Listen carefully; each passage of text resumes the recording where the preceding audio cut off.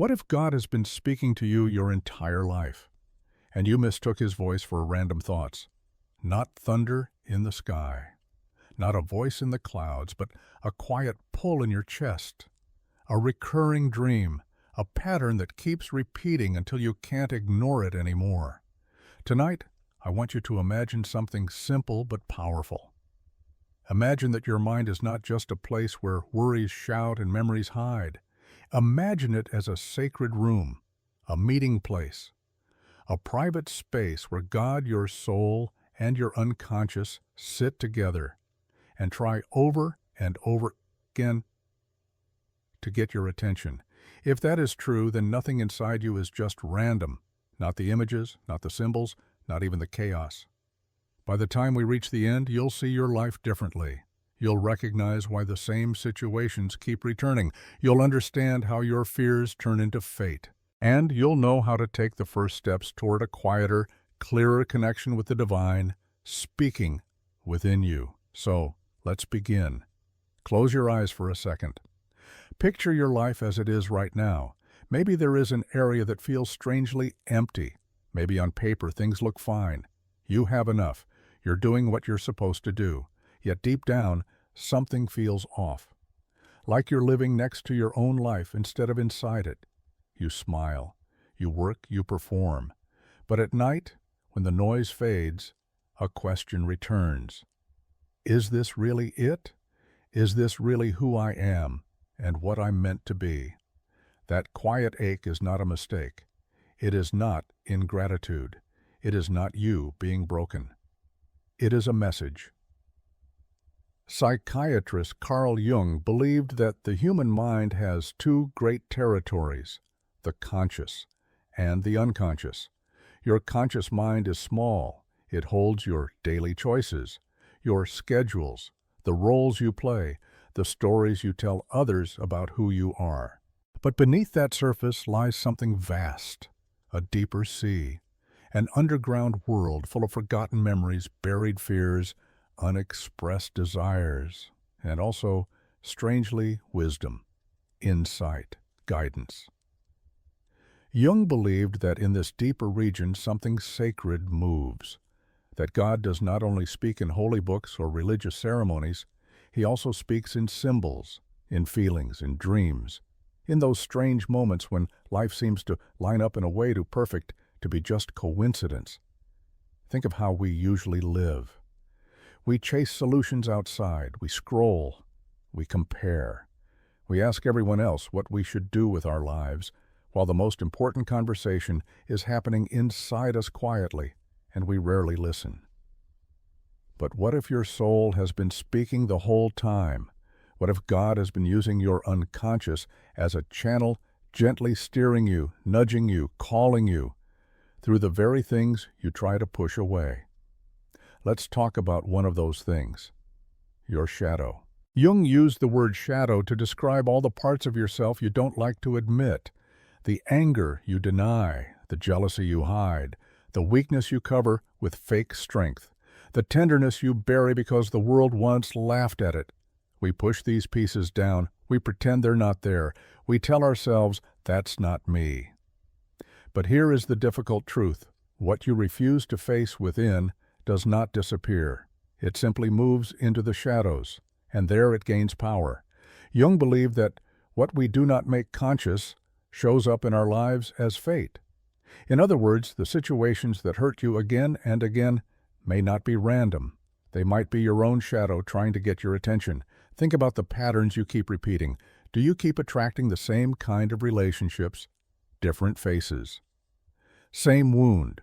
Do you keep ending up in jobs where your soul feels small, unseen, or unused? New office.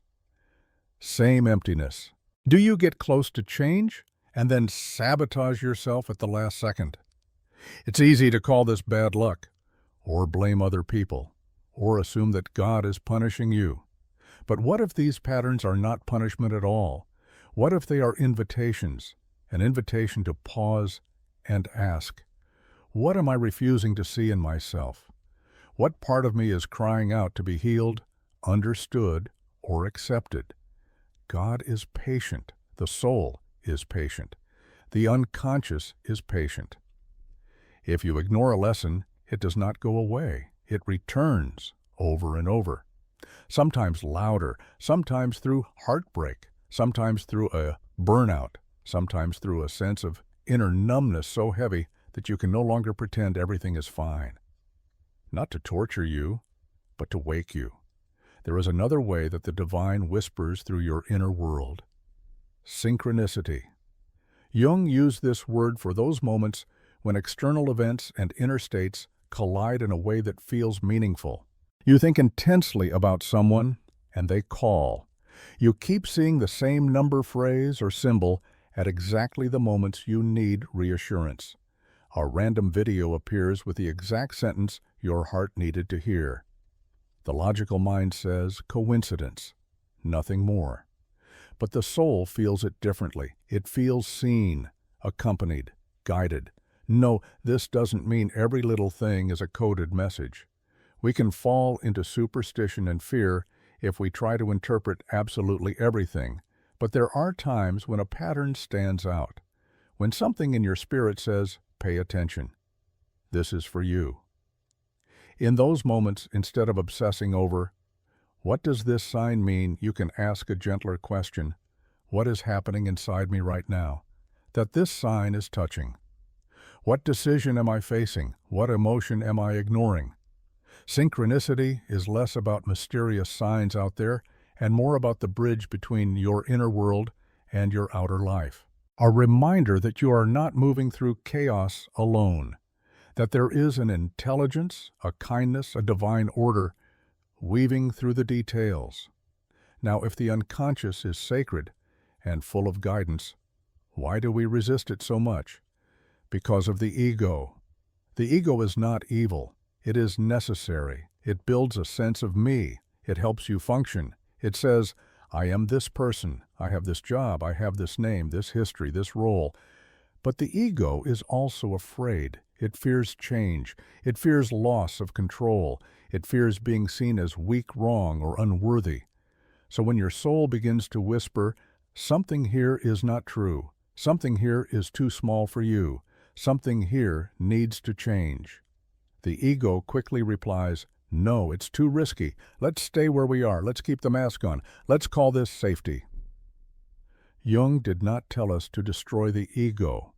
He saw it more like a servant that had tried to become king. The goal is not to erase it, but to place it back in its right position. The ego can organize your life, but it should not decide the meaning of it. It should not silence your soul. It should not be allowed to shut God out. Every time you allow yourself to be vulnerable, every time you admit, I don't know, every time you let a mask fall and show something honest, the ego trembles. It feels like dying. But in those moments, something larger wakes up, a deeper self, a truer identity. The part of you that existed before the roles, before the expectations, before the fear of judgment. Jung believed that inside each of us there are universal patterns of energy and meaning, archetypes. The inner sage who longs for truth. The inner hero who wants to face fear. The inner child that wants to play and trust again. The inner healer who can transform pain into wisdom. You feel these archetypes when you suddenly sense, I can't live like this anymore. Something has to change. Or when an inner voice whispers, it's time to forgive. It's time to leave. It's time to begin. These impulses are not random. They are the divine moving through the language of your soul. They are God inviting you to step into a fuller, truer version of yourself. But to walk with these inner guides, you must be willing to face your shadow. And this is where many people turn back. Facing your shadow does not mean drowning in self-hate. It does not mean endlessly digging through every wound until you can't breathe. It means something quieter, more loving. It means looking at yourself with honesty and compassion at the same time. I can be jealous. I can be proud. I can be afraid of intimacy. I can run from responsibility. I can also be kind, brave, loving, creative. It means you stop pretending you are only light or only darkness. You accept that you are both, a complex, unfinished, beautiful work in progress. When you treat your shadow like an enemy, it fights back, it sabotages, it lashes out, it pulls you into the same old cycles. When you approach it as a wounded part of you that needs truth and love, something shifts. The anger begins to soften, the fear begins to speak. You start to understand why you reacted the way you did, why you chose what you chose, and slowly you choose differently. This is not a one-time event. It is a journey. Jung called that journey individuation, becoming who you really are underneath all the noise, integrating your light and your shadow, living in alignment with your soul instead of being dragged around by unhealed wounds or external expectations. Individuation is not about becoming perfect. It's about becoming whole. Wholeness means you stop fighting with yourself. You stop needing to wear 1,000 masks to feel worthy. You stop searching for constant approval from people who do not even know your heart. Wholeness feels like this. I know I am not flawless, but I am real. I know I still have fears, but they no longer rule me. I know God loves me in my process, not just at the finish line. So how do you begin this journey in a practical way? Not by reading 100 books, not by waiting for some mystical vision, but by making a simple decision. I will start paying attention to my inner world. You can start with just a few minutes each day. Sit in silence. Turn off the noise for a moment. Feel your breathing. Ask yourself gently, what am I really feeling right now? Not what you're supposed to feel. What you actually feel. You might notice anger, sadness, numbness, restlessness, or a strange mixture of everything. Don't judge it. Just notice, then ask, where in my life am I ignoring myself? Where am I pretending? Where is my soul asking for change? Write your answers down. Let them be messy. You are not writing for anyone else. You are simply letting your unconscious speak in ink. Pay attention to your dreams. You don't have to be an expert to learn from them. When you wake up, write down whatever you remember, a place, a person, a feeling, a symbol. Then ask, what feeling did this dream leave in me? Where in my daily life do I feel something similar? What might my soul be trying to show me? You will not understand every dream. You don't need to. But over time, patterns emerge. Your inner world starts to feel less like chaos and more like a language you are slowly learning to read. And remember, inner work is personal, but it is not meant to be done entirely alone. Jung spoke of the collective unconscious, a field of connection that links all human beings. You can feel this when you share your story, and someone across the world says, "Me too." When you speak from your heart, and another heart answers. When you open up to trustworthy people about your struggles and growth, something healing happens. Shame begins to lose its grip. You realize you're not defective. You're human. Your journey helps others. Theirs helps you. Even the most difficult relationships can become mirrors. They show you where your boundaries are weak, where your wounds are still raw, where your shadow still hides. Instead of asking, why is this person doing this to me? You can gently ask, what is this situation revealing in me? Where do I need to grow to protect myself or to let go? Does this mean you should stay in harmful situations? No. Sometimes the lesson is precisely to leave, to say no, to walk away from what breaks your soul. But even as you leave, you can ask, what did this experience teach me about who I am and what I deserve? What am I now ready to do differently? Suffering in this light is not proof that God has abandoned you. It can become a tool, a doorway. Many people describe their most painful seasons as the very moments that drove them inward, toward prayer, toward reflection, toward awakening. When everything on the surface falls apart, you are forced to look deeper, to ask questions you avoided before, to admit truths you were afraid to face. It hurts, deeply. But within that pain, there is often a hidden invitation. Come back to yourself. Come back to me. Stop building your worth on fragile things. Let's build on something real. If you choose to face your suffering with honesty instead of running from it, you discover a strength that does not come from your ego.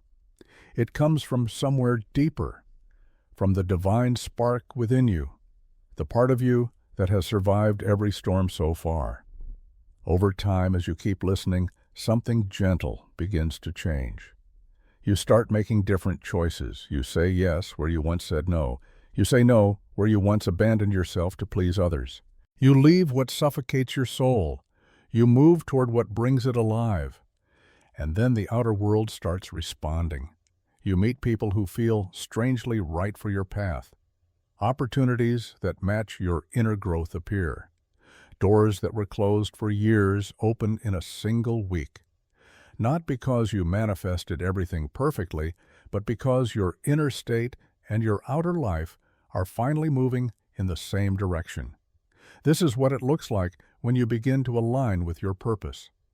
When you stop living only from your fear and start listening to your soul. When you allow God to guide you not just through commandments and teachings, but through the quiet wisdom He has planted inside you.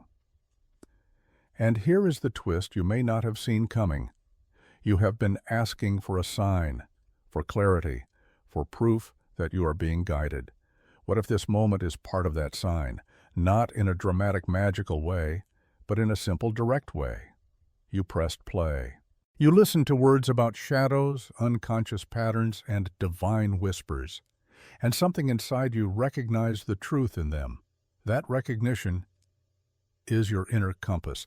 It is your soul quietly nodding, yes, this is the direction.